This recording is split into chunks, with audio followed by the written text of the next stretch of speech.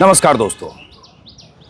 जंतर मंतर वाली यही वो सड़क है और यही वो संसद मार्ग का चौराहा है जहां कल रात लगभग 11-12 बजे रात तक हज़ारों की तादाद में युवा, छात्र, बच्चे थे जो देश भर से आए थे और कल रात यहां से जीत का जश्न मनाते हुए लौट रहे थे जब धर्मेंद्र प्रधान का इस्तीफा हुआ। उसी जंतर मंतर पर आज सुबह मैं फिर आया, चूँकि मैं भी लौट रहा हूँ। जो कवरेज किया, शूट किया, दिखाया तो लगा कि देखें वो जंतर मंतर प्रदर्शनकारियों से पूरी तरह से खाली हो गया।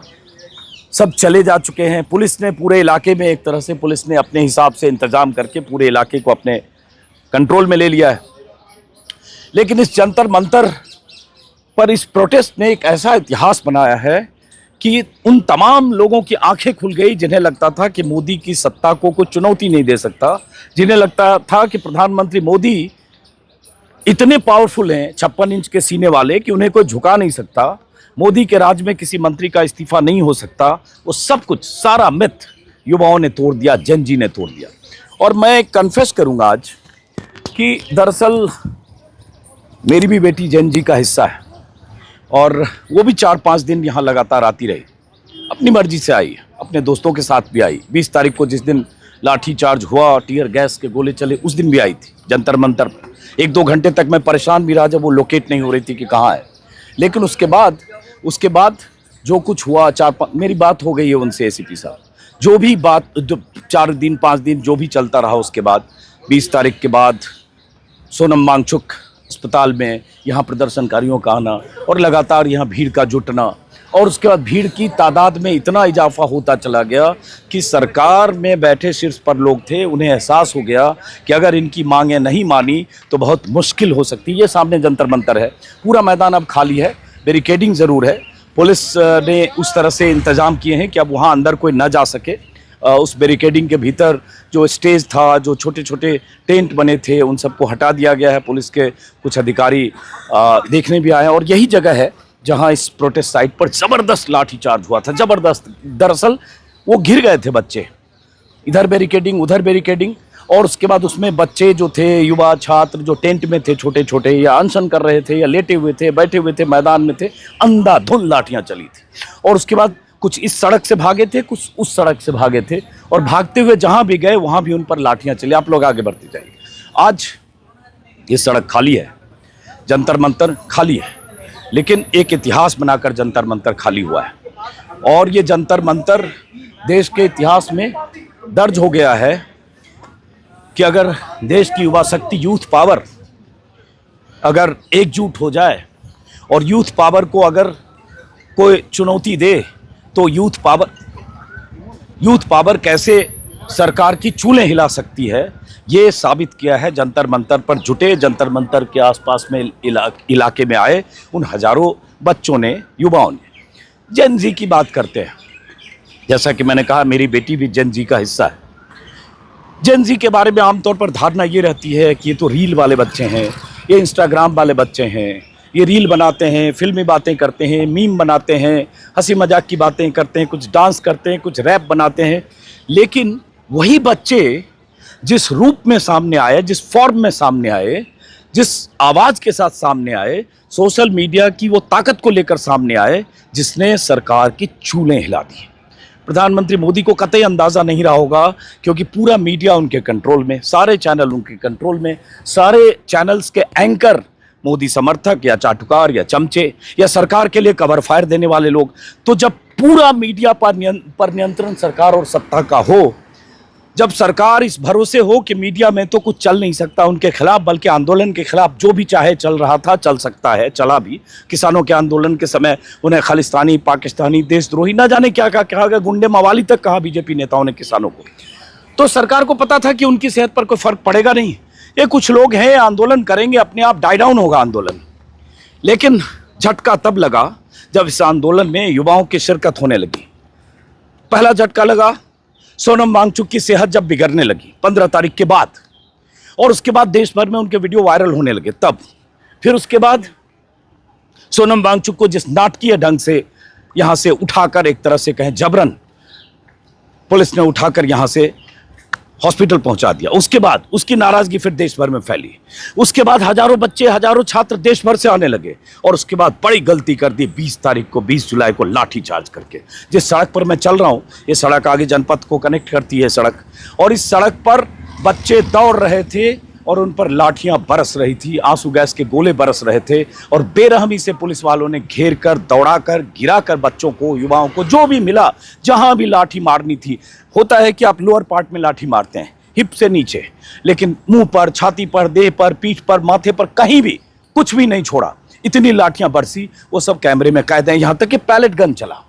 ये सब इसलिए चला, अब उधर आ जाइए, ये सब इसलिए चला, नहीं प्लीज अभी मैं रिकॉर्ड कर रहा हूं, ये सब इसलिए चला क्योंकि जैसा कि मैंने कहा कि सरकार को अंदाजा नहीं था कि इस प्रोटेस्ट में जो लोग शामिल हो रहे हैं उन पर अगर लाठियां बरसाएंगे तो उसका अंजाम क्या होगा, और पलटकर वो आएंगे, पूरी ताकत के साथ आएंगे। वही हुआ, 20 तारीख को लाठियां बरसी और 20 की रात ही, उसी रात फिर से जंतर मंतर प्रोटेस्ट साइट पर बच्चे पहुंचने लगे। जो लाठियां खाकर गए वो पहुंचने लगे, जिनके हाथ पैर जख्मी थे वो पहुंचने लगे और पहुंचकर अपना किस्सा, अपनी आपबीती बताने लगे। और उसके बाद उनकी आपबीती सुनकर देश भर से लोग आने लगे।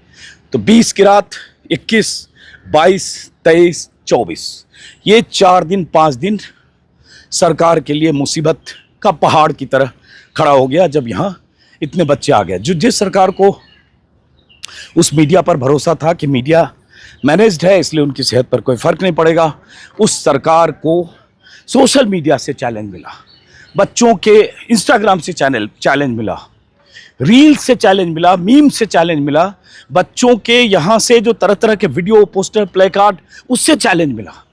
उसी का नतीजा हुआ कि मोदी जी ने लाइफ में पहली बार रील बनाया और रील बनाकर मोदी जी ने जारी किया, इधर आइए, पहली बार इंस्टाग्राम के बच्चों को एड्रेस करते हुए, हेलो फ्रेंड्स, मित्रों से फ्रेंड्स पर आइए इधर आइए। उसके बाद क्या हुआ, बच्चों ने, प्रधानमंत्री मोदी खुश हुए कि उनका जो रील है 300 मिलियन लोगों ने देखा, लेकिन उस 300 मिलियन व्यूज के नीचे बच्चों के व्यूज, गालियां हैं, आलोचना है, डिमांड है, बच्चों की शिकायतें हैं। प्रधानमंत्री मोदी शायद तब समझ गए कि ये मामला बहुत गंभीर हो चुका है और उसके बाद प्रधानमंत्री अंदरूनी तौर पर उन्होंने बातें करनी शुरू कर दी होगी, क्योंकि दबाव का एहसास हो गया और इसलिए भी कि देश भर से लोग आने लगे थे। हम जैसे लोग, बहुत सारे यूट्यूबर्स, बहुत सारे इन्फ्लुएंसर, बहुत सारे सोशल मीडिया पर काम करने वाले लोग, और इन सबसे ज़्यादा बच्चे। मेरे वीडियो में ही आप देखेंगे 18 साल, 16 साल, 19 साल, 20 साल, 22 साल के बच्चे स्कूल से भाग कर आ रहे हैं, कॉलेज से बंक करके भाग रहे हैं, पिता को लेकर आ रहे हैं, माँ बाप को लेकर आ रहे हैं, बिना बताए आ रहे हैं, और ये सब जुटते रहे और हम जैसे लोग इतिहास बनते हुए और यहाँ के आंदोलन को इतिहास में दर्ज होते देखते रहे। अब यही जंतर मंतर है। यहाँ कल स्थिति ये थी रात को 8 बजे, 9 बजे, 10 बजे, 11 बजे तक कि पैर रखने की जगह नहीं थी। आप खड़े हो जाते और 200 मीटर धक्का देते हुए लोग आपको पहुंचा देते। अब लोग गए, जीत कर गए, जिद्दी सरकार से जीत कर गए, अहंकारी और क्या कहें, घमंडी सरकार के मुखिया प्रधानमंत्री मोदी को शिकस्त देकर गए। बार बार शिकस्त जरूरी है, लेकिन चैनल पर कैसे चला, मान गई सरकार। प्रधान का हुआ इस्तीफा, मान गई सरकार। सरकार मानी नहीं भाई, सरकार को घुटने टेकवाए बच्चों ने, सरकार को झुकाया, सरकार को सरेंडर करवाया, प्रधानमंत्री मोदी को सरेंडर करना पड़ा। तो ये आप कहते हैं मान गई सरकार, ये भी अपमान कर रहे हैं बच्चों के उस संघर्ष का, बच्चों के उस आंदोलन का, बच्चों के उस प्रतिक्रिया का, बच्चों के आक्रोश का, बच्चों के गुस्से का। अगर आप ये हेडलाइन बनाते हैं मान गई सरकार, तो ये उनका अपमान है। मानी नहीं, सरकार ने घुटने टेके, घुटने टेकने पड़े, बच्चों ने घुटने टिकवाए और बच्चों ने, युवाओं ने, छात्रों ने प्रधानमंत्री को, धर्मेंद्र प्रधान का इस्तीफा लेने को मजबूर किया। तो इस तरह से जंतर मंतर इतिहास बना चुका है। हम सब लोग उस इतिहास के साक्षी हैं और इस बार जो इतिहास बना है वो छात्रों, बच्चों, युवाओं ने बनाया, जेन ज़ी ने बनाया, उन बच्चों ने बनाया जिन्हें हम लोग कई बार रील वाले बच्चे मानते हैं कि ये तो रील तक सीमित है। तो रील वाले बच्चों ने रेजिग्नेशन ले लिया और बाकी जितने लोग सपोर्ट कर रहे थे, उनके पेरेंट्स, तमाम तरह के सामाजिक संगठन, राजनीतिक संगठन, छात्र संगठन, मानवाधिकार संगठन, जो भी थे, ह्यूमन राइट एक्टिविस्ट से लेकर हर तरह के संगठन थे। उन संगठनों की भी भूमिका थी, लेकिन जो मुख्य धुरी थी वो बच्चों के इर्द गिर्द थी। और उस आंदोलन को बदनाम करने की भी बहुत कोशिशें हुई। चैनलों पर तो पूरी तरह से बॉयकॉट हुआ। चैनलों ने इस आंदोलन को न के बराबर दिखाया, टिकर में भी नहीं दिखाया। सोनम वांगचुक को जिस तरह से जबरन उठाया गया, उस दिन कुछ चैनल वाले आए कि आंदोलन खत्म हो गया, आंदोलन का मरसिया लिख दिया गया, वैसे ही जैसे किसान आंदोलन का मरसिया लिखा गया था 26 जनवरी के बाद 2022 के शुरुआत में।